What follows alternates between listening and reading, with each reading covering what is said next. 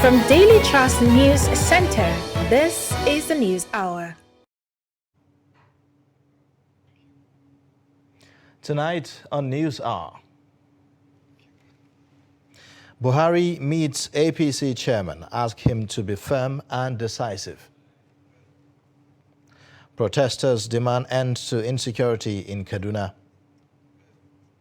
States and local governments' allocation increased a new revenue sharing formula. And away from Nigeria, Yemen president delegates powers to a presidential council that will carry out leadership duties. Hello and welcome to the News Hour. I am Ayuba Ilya. Thank you for joining. We begin with political stories. President Muhammadu Buhari has charged the newly elected national chairman of the ruling All Progressives Congress, Senator Abdullahi Adamu, to continue to be fair and firm in all his dealings. The president gave the charge Thursday when he received Adamu and the former acting chairman of the APC Caretaker and Extraordinary Convention Planning Committee, Governor Maimala Buni of Yobe State. He expressed confidence that citizens will continue to support the APC in her electoral battles. Buhari, in a statement issued by his media aide, Garba Shehu, assured the party and the nation that he will continue the struggle to entrench democratic principles in politics and the affairs of governance. The president lauded the Buni-led Caretaker Committee for the conduct of the congresses and convention leading to the emergence of the Adamu-led National Executive Committee. Since the history of democracy in this country, First Republic, Second Republic, up to where we are today, I don't remember any convention, the size we held. I don't remember any convention that there were misgivings about the possibility of his success than this one. We came out clean, and we thought the leadership that Mr. President provided the party has made all this possible. So I came with my predecessor to come and touch base with Mr. President and to, with gratitude, inform him that we have fully handed over. I'm in charge of this party, and by the grace of God, we will be honest. We will take the trust that is thrust on us with every seriousness and every sense of patriotism. Well, so far, we're testing out the foundation. We are just 1 week since handing over. There isn't much I will tell the public at this point in time. But the president, as the head of this party, we owe him a duty to say, as of this today, 7th, 8th day since I was taking over, this is how far we've gone. These are things we are doing. You know, our preparations for the forthcoming election, we have to inform him these are what our things are. And, you know, the party, in what way are we trying to reform the party the best we can so that the party can tick and prepare itself for the forthcoming election. These are some of the things that are very fundamental to the life of any party, preparatory to the general election that we're facing. I'm feeling fulfilled, especially having conducted a Ranko-free seamless convention that ushered in the new leadership, and I'm happy with the leadership. And the party is more stronger, united now than ever before. Well, I am back home and I'm doing my best to ensure that I discharge my responsibility as a governor. And that's what I am doing. Yeah.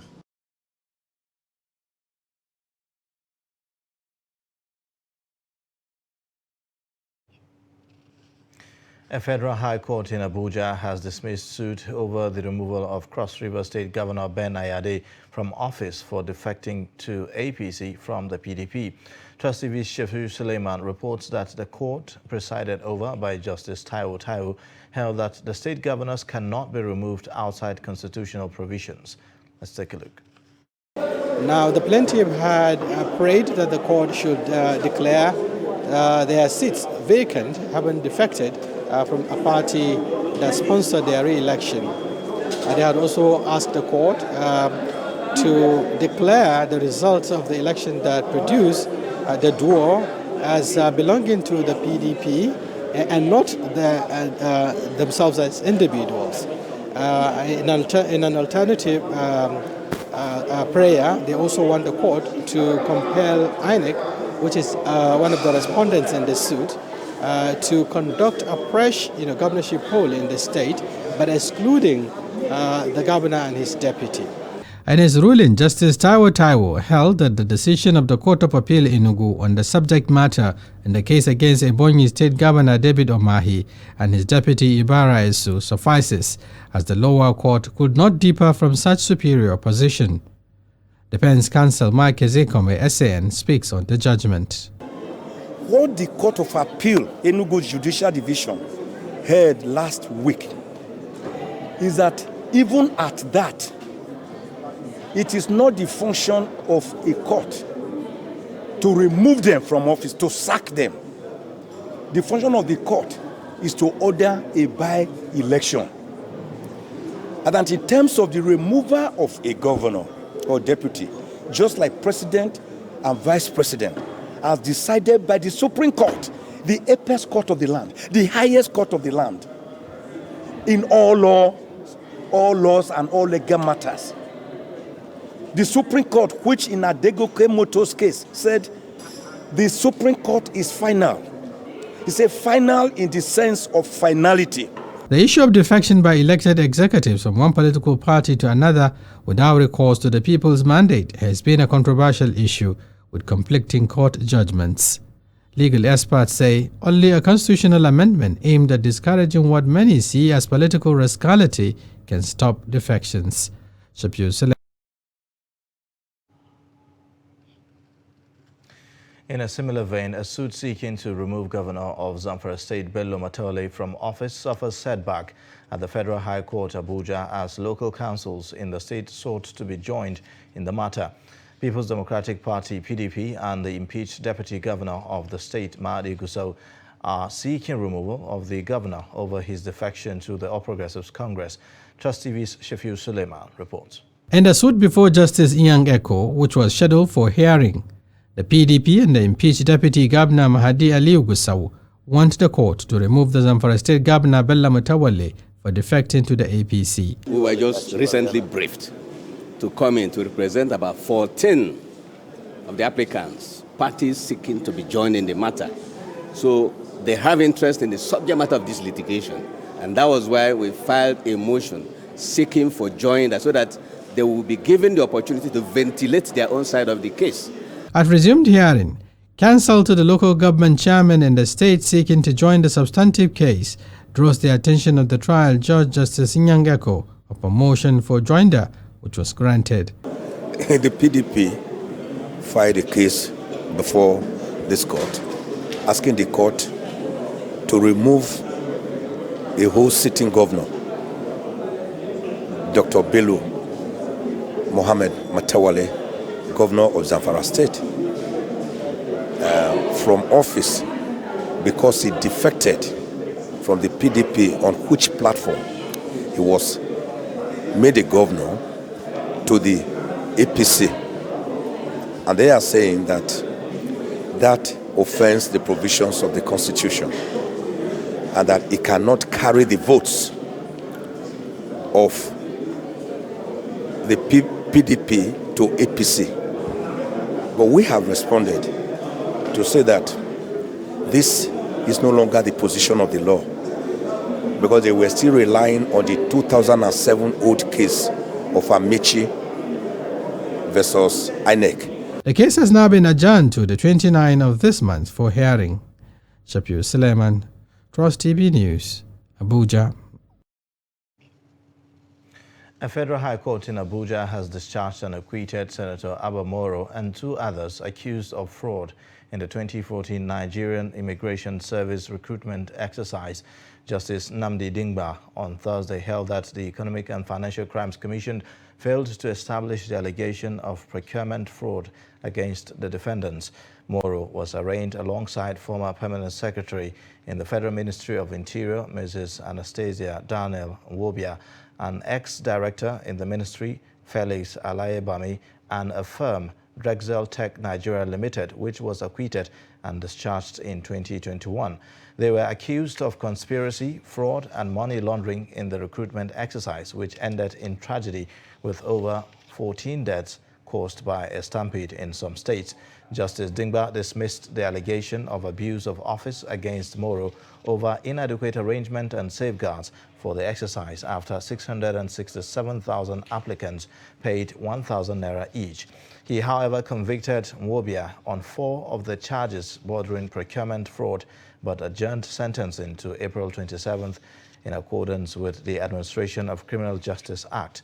The conviction carries a maximum jail term of 5 years without an option of a fine. A group of pastors under the umbrella of Interfaith Alliance have staged a peaceful protest over the incessant attacks and killings by bandits in Kaduna State. The protesters are seeking the federal government to step up actions against banditry with the aim of wiping them out. Trust TV's Fatima Saleh has more. Appearing in black attires to signify deep mourning and carrying placards with different inscriptions, a procession of residents on Thursday used the Ramadan and Lent period to pray for God's intervention over the killings, kidnapping, raping, and other atrocities committed in the state and country at large. The truth of the matter, as we all know, is that the issues of insecurity bedeviling Kaduna State have assumed an alarming dimension. And we know the government and the security agencies are putting in their efforts. But one of the things we have realized as leaders of the various spiritual faiths is that this fight is beginning to overwhelm the government. Therefore, there is a need for some spiritual divine support. They called on the government to intensify security and always take proactive action when communities issue distress calls. The government and the security agencies should do everything possible to prevent these attacks. And it's not just about preventing these attacks. Since they know the various camps where they are located, I think wisdom requires that these camps should be cleared so that we can have peace. Kaduna has become one of Nigeria's epicenter of banditry, which appears to be worsening by the day. Fatima Sada Laden, Trust TV News, Kaduna. An Abuja-based Islamic scholar, Sheikh Nuru Khalid, said provision of adequate security in all parts of the country should be a minimum requirement for credible elections in 2023.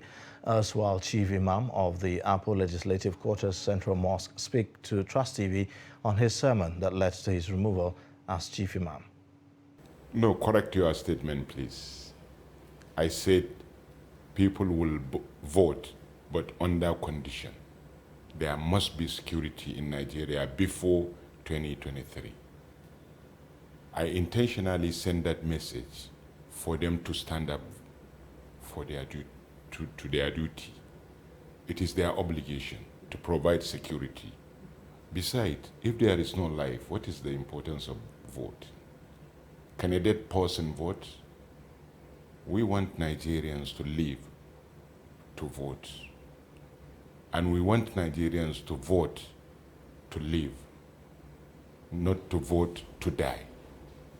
We don't want to vote insecurity. We want to vote security. It's because they want to achieve something. They want to achieve something. What they want to achieve is clearly when you read the letter sent to me. They sacked me 2023, not in 2022. Read their letter very well. You will see. They sacked me in 2023 because 2023 is in their mind. That is the language they understand only. So in writing the letter to me, they say I'm sacked in 2023. So you can see what is in their mind. So they use that to twist my statement. And look at how Nigerians understood the statement. Yes, we are going to vote, but give us security. Now, moving on, in its quest to facilitate the socio-economic development in the country, the Federal Ministry of Transportation has emphasized its commitment towards provision of intermodal transport system. The Minister of State for Transportation, Senator Gbemisola Saraki, made this known during the annual press briefing on Thursday in Abuja. Darshan Hussaina Usman reports that the ministry is repositioning to ensure safety of commuters, especially in the rail sector. The annual ministerial press briefing on landmark programs, projects and activities of the Ministry of Transportation and its agencies in 2021 has brought to the fore challenges, strategies and interventions of the Federal Ministry of Transportation. The conference aims to keep the public abreast of what the ministry has done in terms of projects meant to deliver safe, efficient, affordable and seamless transportation in line with global best practices while creating an enabling environment for public-private partnership. The minister, Rotimi Amechi, represented by Minister of State for Transportation, Senator Gbemisola Saraki, said significant achievements have been recorded in the rail, road and mass transit, maritime and inland waterways sectors. As we're all aware, security is fundamental to an effective and efficient transport system, and the physical infrastructure as well as security architecture is critical to a safe and sustainable transport system. To this end, in 2021, of the year we're reviewing, the ministry had undertaken the unlisted interventions to ensure a safe and secure transportation. Adding that despite insecurity challenges bedeviling transportation in the country, which has hampered growth, agencies in the sector have recorded significant achievements in the year 2021. We have proper navigational aids in place, and then we'll be able to publish the locations of those buoys and provide proper navigational assistance to visiting vessels into the country. We have continuous training. We have trained freight forwarders and their staff and our staff as well. We have set up what we call outpost offices in all the states where there are borders and ports. While appealing to Nigerians to pray for the safe return of abducted passengers of the Kaduna-Abuja train attack, the minister further stated that they're strategizing and putting all machineries in place to avert such occurrences in the future. Meanwhile, families of abducted train passengers stormed the press center, venue of the ministerial briefing, holding placards demanding immediate release of their loved ones from captivity. Darshan Hussaina Usman, Trust TV News, Abuja. Now, after a 29-year wait, President Muhammadu Buhari has received a draft for a new revenue allocation formula from the Revenue Mobilization Allocation and Fiscal Commission. The president, however, explained that he will wait for the final outcome of the constitutional review process before presenting the report to the National Assembly as a bill for enactment. The report.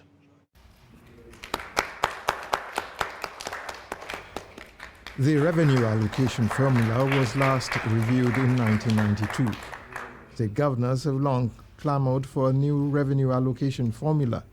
Their wishes are on the verge of being fulfilled, as the Revenue Mobilization Allocation and Fiscal Commission is recommending that responsibilities on airports, fingerprints, identification, and criminal records should be moved from the exclusive legislative list to the concurrent legislative list. The downside for the states is the recommendation that insists that local governments should be clearly established as a tier of government. The good news is that states and local governments are to get more revenue. The following new vertical revenue allocation formula emerged and are hereby advised. Federal government 45.17%, state government 29.79%, local government 21.04%, special fund, ecology 1%, stabilization 0.5%, development of natural resources 1.3%, federal capital territory 1.2%, total 100%. But other tiers of government may have to wait a while because President Buhari has decided that instead of issuing an executive modification order, he will wait for the National Assembly's constitutional review process before presenting the report to the National Assembly as a bill. Second schedule of the Nigerian Constitution contains 68 items on the executive legislative list and the remaining 30 items on the concurrent list, requiring both the federal and state government to address. It is thus very clear that for us to have a lasting review of the present revenue allocation formula, we must first agree on the responsibilities to be carried out by all the tiers of the government. The RMAFC says it is pushing for a new sharing formula among the three tiers of government. However, the president is already hinting that this may not work, which is probably why he has chosen the National Assembly option. From State House Abuja, Kehinde Amodu, Trust TV News. Meanwhile, President Muhammadu Buhari has submitted the revised fiscal framework of the 2022 Appropriation Act to the House of Representatives for consideration and amendment. In the communication read by the Speaker, Femi Gbajabiamila, at the commencement of plenary, the federal government is seeking adjustments to some of the parameters of the budget. The projected oil price benchmark as contained in the request has been increased by $11 per barrel, from $62 to $73 per barrel. The volume of the projected daily oil production output has been reduced to 1.6 million barrels per day, as against the earlier projected volume of 1.883 million barrels. Other adjustments include an additional provision of 182.45 billion naira to cater for the needs of the Nigeria Police Force.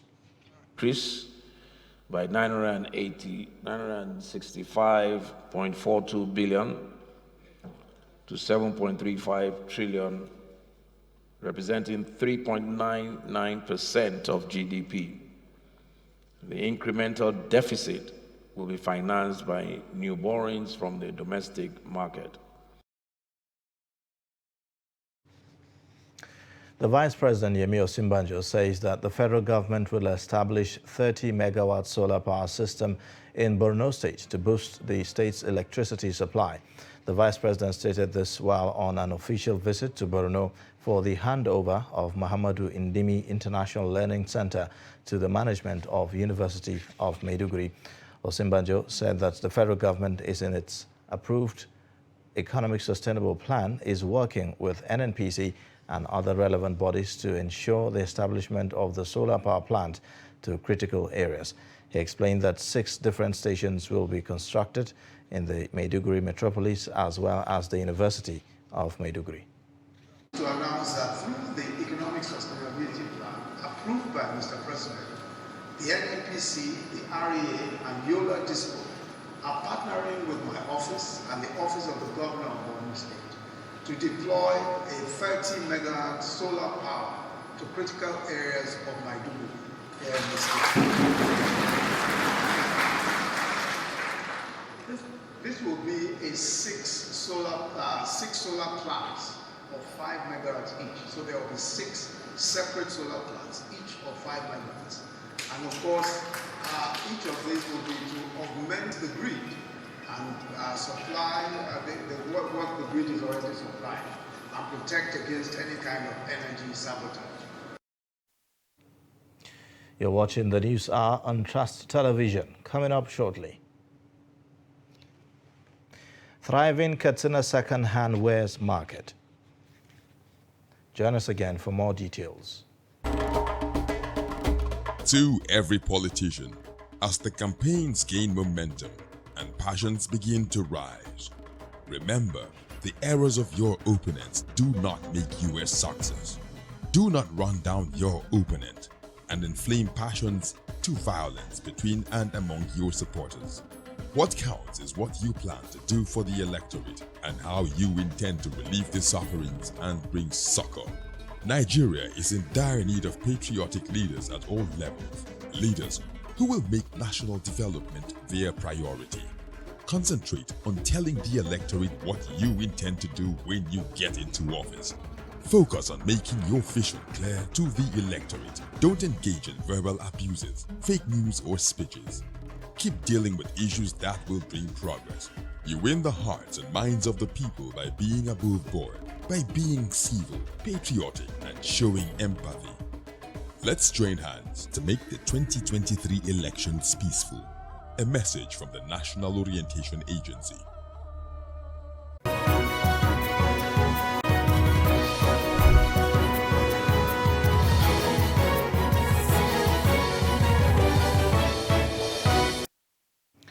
Thanks for staying. You're watching Trust News Hour. I am Ayuba Ilia, and here are the recap.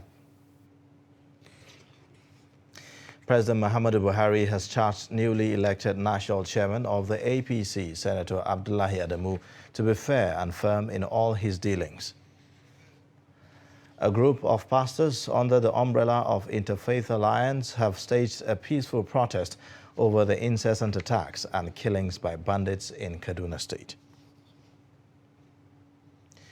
Now, moving on, the World Health Organization has called for accelerated action to protect human health and combat climate crisis at a time of heightened conflict and fragility.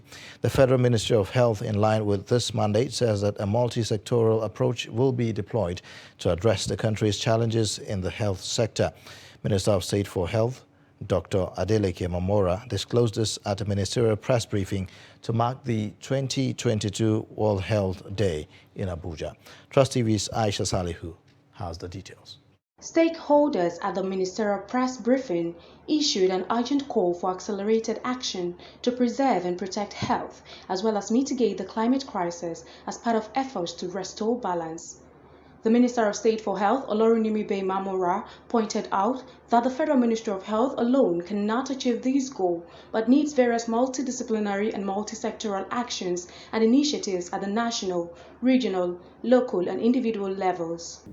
The environmental crisis has led to worsening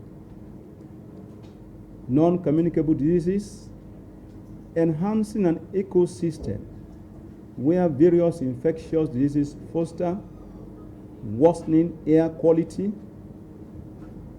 food and water shortages, and deteriorating mental health illness. It is important that we make every effort to put environmentally friendly practices in place to lessen the harmful impact that climate change is having on patient health across the globe.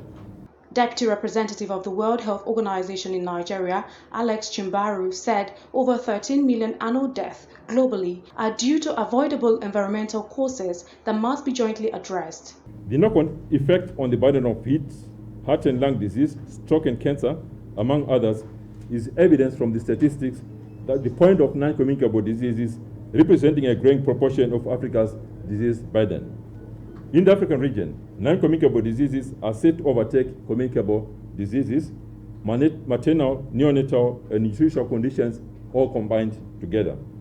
The focus of the 2022 celebration of World Health Day covers the whole essence of human existence as it affects the human health. Aisha Salihu, Trust TV News, Abuja. Still on World Health Day, a non-governmental organization, Caring Hands International, on Thursday offered free medical services to market women and traders in Oshogbo, Osun State, to mark the World Health Day. At the outreach in Alekowodo Market, the group conducted tests on the beneficiaries for early detection and treatment, sensitized them on tips to stay healthy, and referred others to hospitals for further treatment. Hamid Oyegbade files in this report.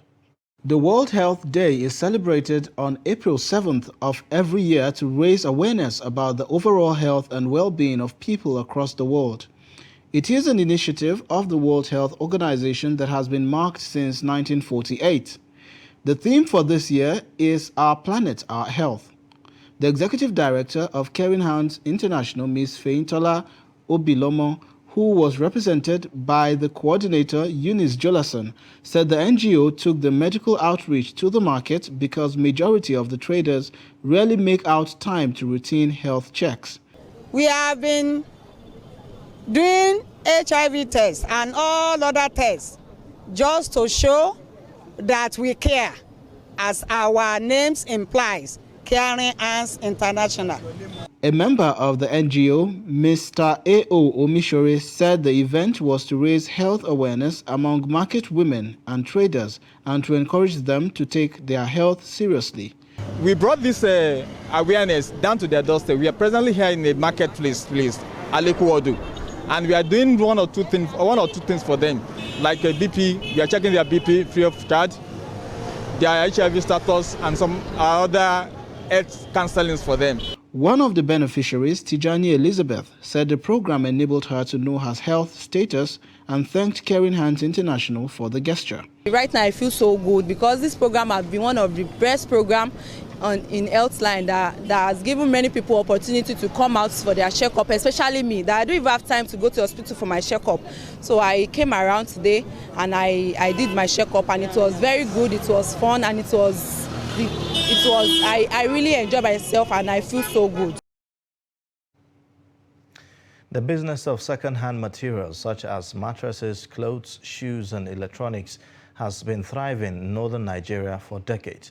Second-hand materials are sourced and transported to the north from Lagos and other cities in southern Nigeria. Mashi Market in Katsina State is one of the notable destinations where used or second-hand materials are sold. Abdullahi Yamadi visits the market and now reports.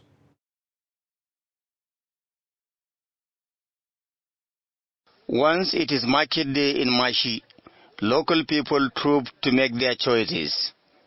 Similarly, some people from other parts of northern Nigeria, such as Bauchi, Gombe, Yobe, Adamawa and Jigawa, also patronize the products. Second-hand materials ranging from clothes, shoes, mattresses and electronics are displayed to prospective buyers. Most of the people who patronize these materials are low-income earners. The dealers here make brisk business, as most of the people cannot afford new ones due to the current economic downturn. There is everything in this business. We make money, we take care of our families, and we do everything through this business. In fact, this business brings almost everything. It brings honor, dignity, and economic value to all of us here, you see. It's not a concern. All we're after is the money we are going to make, and most of them, we just wet them. We put water on it without washing. We don't wash these mattresses. We don't wash them. We only put water. Those who patronize these wares give little or no attention to where they come from or the health implication to them. You see, like me now, I came from Jibia. Like me now, I have performed Hajj in Saudi Arabia all through this business. I bought so many houses. I have a lot of houses through this business, and I thank God. But if this trend is allowed to continue, that means a contagious or a contaminated or an infected object could be transported from that region to this region, and that object may be contaminated. And once, tetanus is a disease also that can spread from one person to another. So once you imported this as a disease, that means you have imported something dangerous. And in another case, despite the economic value of this business, observers see the need for government intervention to save people from contracting diseases. Equally, experts appeal to authorities concerned to immediately embark on a vigorous campaign to at least sensitize people on the best ways to handle second-hand materials before use. Abdullahi Ismail, Trust Television News, Katsina. Nigerian Union of Petroleum and Natural Gas Workers has stressed the urgent need for government to ensure that Nigeria's 4 refineries are working optimally. The union's president, Williams Oporeha, stated this at the 5th Quadrennial Delegates Conference of the union held in Asaba, Delta State, with the theme Just Energy Transition for Oil and Gas Workers' Social Welfare and Security. The president spoke on issues ranging from workers' welfare, renewable energy, insecurity, and the petroleum industry bill, among others. Speakers at the event took turns to speak on the need for dialogue between workers and employees, as well as workers' welfare. Of the 4 refineries in the country, it is happening and disturbing not only to the union, but to the entire nation. We are really worried and concerned that a country with the resources and population of Nigeria will depend on importation, thereby exporting jobs and resources to other countries. The federal government should be up and doing to ensure that the refineries are working to reduce importation. But we are grateful that we have an act that will help to improve the accountability and transparency in the oil and gas sector in Nigeria. We however demand that the steering committee that is working to put the implementation in place must be transparent and take on board all labor issues to the satisfaction of the oil and gas workers. I can say clearly that the act of workers is very important as we transit from this current dispensation to greener energy. No doubt there is threat to jobs, and also the fact that there are 5 pillars that the International Labour Organization have already posited.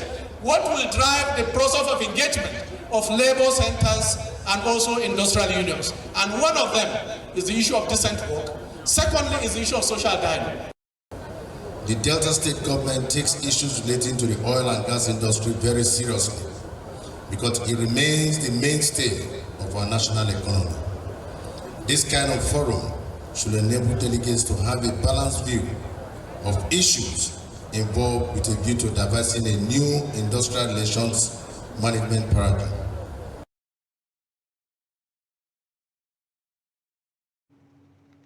The Industrial Training Fund is partnering the Nasarawa State government to train 70 unemployed youths in welding, fabrication, and information technology in the state.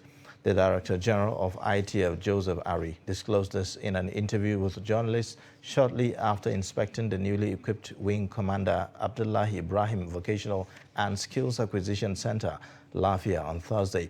Earlier, the State Governor, Abdullahi Sule, pledged to provide the required expertise that will help instructors to transfer knowledge to others for manpower development. The Deputy Governor, Emmanuel Akabe, received the ITF Director General and other members of his entourage on behalf of the Governor Sule to inspect the facilities at the various departments at the Vocational and Skills Acquisition Center. That I am excited and really very impressed, with the facility generally. And going around the trade areas, I'm equally overwhelmed, with the choice of equipment, which are, to me, state of the art and very well placed. They are new, brand new, and also would meet the expectations of a high-class training facility. And for me, this is the way it should be. I have no doubt in my mind that the way it is set, requisite training will take place here to equip the good people of Nasarawa State who are yearning for hands-on trades. Excited, thrilled by his remarks, and while we were going around, we had chats as we were going around, and like I just mentioned, we're going to start training at least 70 indigenous of Nasarawa immediately, and also discuss with him, because a center like this we need to get at a round peg and a round hole. If you make a mistake at the beginning, you will not get it right again. And therefore, they need to get the right people to manage this institution. And we're relying on them, the ITF, because of training a lot of people, and they've had a lot of people that are working in the various centers all over the country.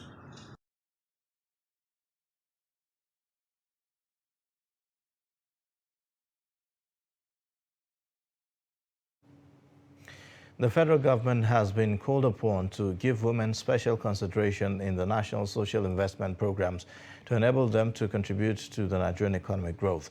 Beneficiaries of the N-Skill phone repair scheme made the call in Bauchi shortly after their inauguration by the Minister of Humanitarian Affairs, Disaster Management and Social Development, Sadia Umar Farouk. Adamu Imam reports. The 6,475 beneficiaries were selected under the initiative of the federal government to reduce the poverty and create wealth among the teeming unemployed youth. Some of the beneficiaries says women have the potentials to turn around the economic fortune of the country if given the needed support. We get a means of income, and then also the allowances. It helps in solving little problems around us. Like, you don't have to ask for everything. You get to be independent and all that. We are grateful for this moment, and we are going to use the knowledge we received from the officials that organize this program. And by the grace of God Almighty, we are going to cherish this experience to the rest of our life. If we'll be given opportunity, I promise Nigeria and Mr. President at large that we are going to try our possible best to make Nigeria a great place for all of us. The minister says smartphone repairs is used to pilot the N-Skill program under the Empower non-graduate program designed to train and transit marginalized youth into the labor market. We are setting up STEM centers in 12 federal and state government secondary schools in Bauchi State. And this is for us to enhance digital literacy, functional skills acquisition, school infrastructure, and teacher training, and to contribute towards developing the human capital deficit needed for a knowledge-driven economy. Bauchi State focal person Hajia Amina Katagum appealed for attitudinal change on the part of the youth to ensure that the project is sustained. She pointed out that the N-Skill training will span through 6 weeks to equip target beneficiaries with live vocational and entrepreneurship skills preparatory to the work-based learning and business requirements for certification by the National Board for Technical Education. There is no way that you all will be employed by government, but if you have your own skills that you are self-employed, you further employ people to be working under you, but until and unless you are ready to take the bull by the horn. Adamu Imam, Trust TV News, Bauchi. The Apapa Command of the Nigerian Customs Service says it has generated over 264 billion naira in the first quarter of 2022. This, the command says, represents an increase of 65.7% compared to the same period in 2021, where it generated 159 billion naira. The area controller of the Apapa Command of the Nigerian Customs, Yusuf Malanata Ibrahim, disclosed this at the 2022 first quarter briefing at the command house in Lagos. Ibrahim said the command made 46 seizures with a duty paid value of 1.1 billion naira, adding that goods worth 34 billion naira with a free on-board value of $87 million were exported in the period on the review. This feat was made possible by the Almighty Allah through our officers' creativity and leveraging on the service IT platform to ensure that all revenue leakages have been mitigated, as well as sustaining the level of compliance by the importers to stakeholders in the clearance value chain. In the anti-smuggling operation, anti-smuggling activities has become a matter of central concern in the command, particularly with the activities of recalcitrant traders who are always looking for ways to undermine our system. The enforcement unit has been strengthened through strict monitoring, enhanced collaboration, and sharing of credible intelligence with relevant government agencies to suppress smuggling to the barest minimum. Though the command recorded a seizure of 46 containers of various items, 46 seizures of various items with a duty paid value of 1,142,876,606 naira, as against 28 seizures made in the corresponding months of the year 2021. Lagos State Governor Babajide Sanwo-Olu on Wednesday said the state is leading in technology startup development and e-commerce in West Africa. He also said his administration will continue to support and design policies to help in creating an enabling environment for businesses to thrive in Lagos State. Sanwo-Olu stated this at the launch of a new information technology data center known as Mainon MDXI's Data Center. The report. The company, which is a subsidiary of Equinox Technology, is a cable and communication services company. The governor noted that knowledge and skills will be acquired by those who will be employed in the firm. He noted also that in recent time, Lagos has become the leading destination for technology startup investments on the African continent, in addition to being the largest sub-national economy in Africa. In recent years, Lagos has become the leading destination for technology startups investment in the whole of Africa. In addition to being the largest sub-national economy in Africa, Lagos is now home, we believe, to all of the tech startups. We've seen unicorn companies, fintech companies like Paystack, a local company, Floridaways, Andela, InterSuite, amongst many very successful local but now global names. The facility is expected to boost the state's economy, especially in areas of data gathering and content creation, as all telecommunications companies are connected to the facility. The UN High Commissioner for Refugees has reaffirmed his plans to step up its collaboration and capacity to promote zakat practice in Nigeria. Zakat is a form of almsgiving often collected by Muslim faithful as a religious obligation which is ranked next to prayer in the order of importance according to the Holy Book, Quran. The workshop centered on release of UNHCR Islamic Philanthropic 2021 report organized by the United Nations Refugee Agency in partnership with the Association of Zakat and WAQF operations in Nigeria. Stakeholders at the workshop lent their voices to the promotion of Zakat in Nigeria. And the numbers of globally displaced persons is increasing worldwide. So of course, we have to look at different partnerships, different mechanisms for resource mobilization. So in the recent years, UNHCR has partnered with different faith-based organizations. In this case, we're talking about the Muslim Islamic philanthropy, but we've also partnered with churches and other faith-based organizations because the needs are there, the needs are plenty, and we need to diversify our resource base. So in this case, we are not the distributors, but what we're encouraging is that we use the collection of zakat to assist the most vulnerable, internally displaced, whether here in Nigeria or elsewhere. The zakat potential globally reaches up to $500 billion annually. But what is being collected by all zakat houses and NGOs and organizations is a very, very small percentage, only a fraction of this amount. I strongly believe that zakat, if done right, can contribute to poverty eradication, can be the best modality for social solidarity. We have made an arrangement with hospitals and pharmacists to identify vulnerables who cannot afford to settle their medical bills, and we use that money to pay for their medical bills in their respective hospitals, either in the urban or in the rural areas. We want to reaffirm our willingness to partner with both UNHCR and other one in respect of addressing poverty, hunger, and attaining overall well-being and livelihood of our citizens through zakat.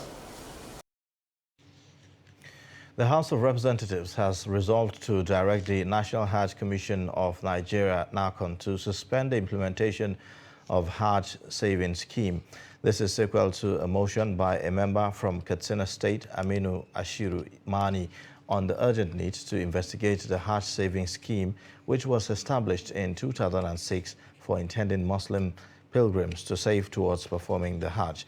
Presiding Speaker Idris Wasi, while supporting the motion, explained that for more than 2 years now, intending pilgrims have been contributing to the scheme but were unable to perform the Hajj due to COVID-19. Adopting the motion, the House mandated its Committee on Pilgrims Affairs to investigate the Hajj savings scheme. But unfortunately, there was, altercation between NICOM and the Jaiz Bank. The agreement made to be done between them is breached by NICOM, that is Hajj Commission of Nigeria. That is what I'm saying, sir. Their own act are now or have infiltrated into the funds, and which may cause hardship to the ordinary Nigerian who has contributed from his own hard-earned money. And that is why the House needs to come in to intervene, which Nelaraba is here because he is also aware of the case. And I thought this could be, and we, as Nigerians who are sensitive to all, we should be protective of the ordinary citizen. This is the reason why I support the motion, and I want to beg that the House do allow the House to take the motion so that the Committee on Hajj can now do the investigation, sir. Operatives of Operation Puff Adder in Kano State have arrested an alleged fraudster who specializes in swapping ATM cards of unsuspecting Nigerians. The suspect, Gaddafi Jibrin, aged 33, upon arrest, was found in possession of 22 ATM cards from different banks, while his operational vehicle, a Peugeot 206, was recovered. Kano State Police Public Relations Officer Abdullahi Kiawa, in a statement, said the command received complaints of swapped ATM cards from victims, adding that the suspect, upon interrogation, confessed to the crime. Kiawa warned criminals to steer clear of the state, as the command has put modalities in place to deal with criminal elements.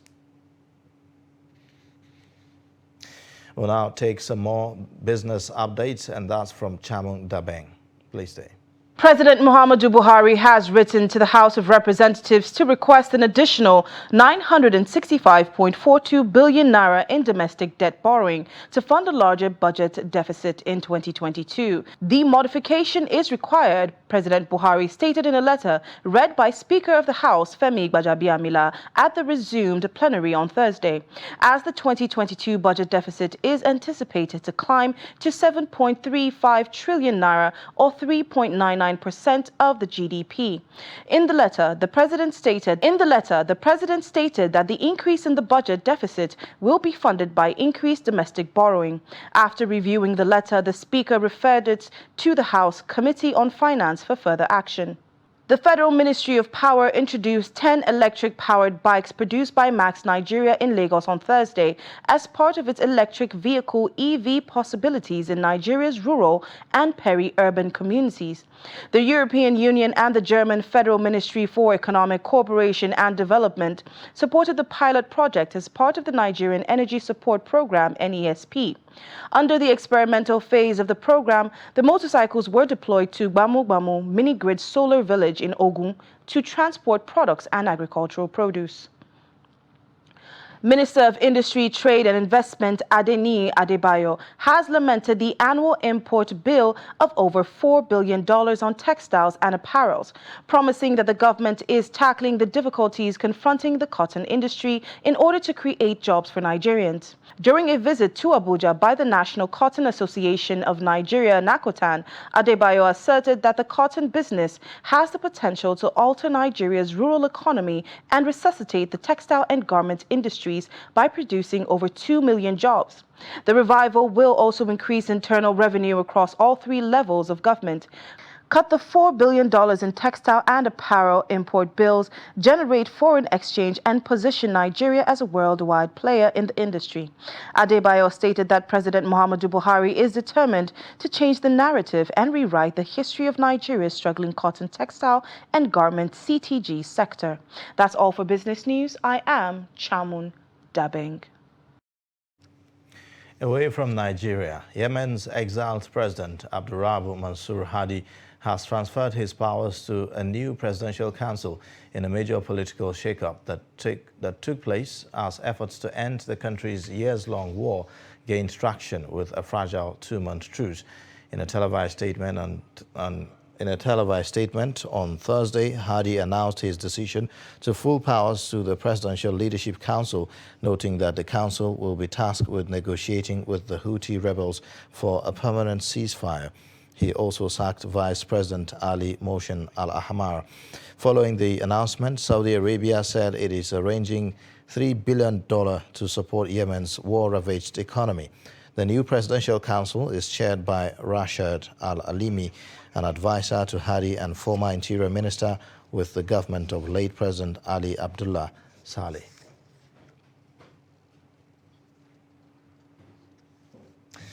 We'll now take sports updates from Adeni Ajishafe.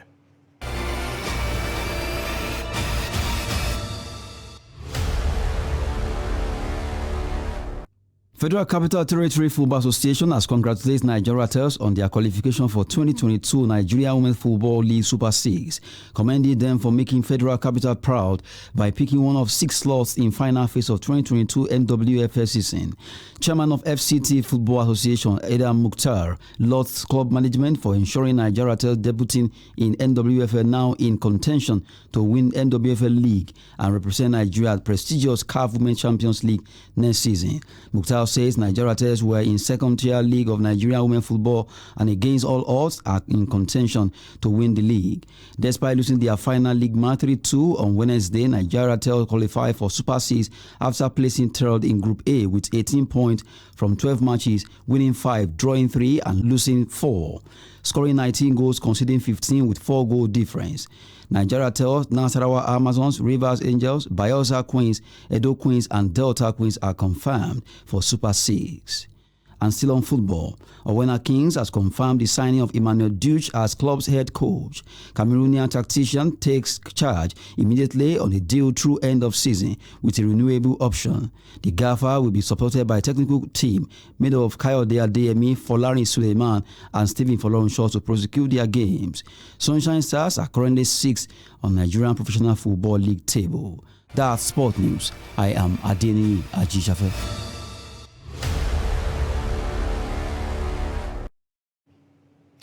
With that, we wrap up the news hour on Trust Television. But you can get more by clicking the subscribe button on our YouTube channel and also connecting with us via our social media platforms.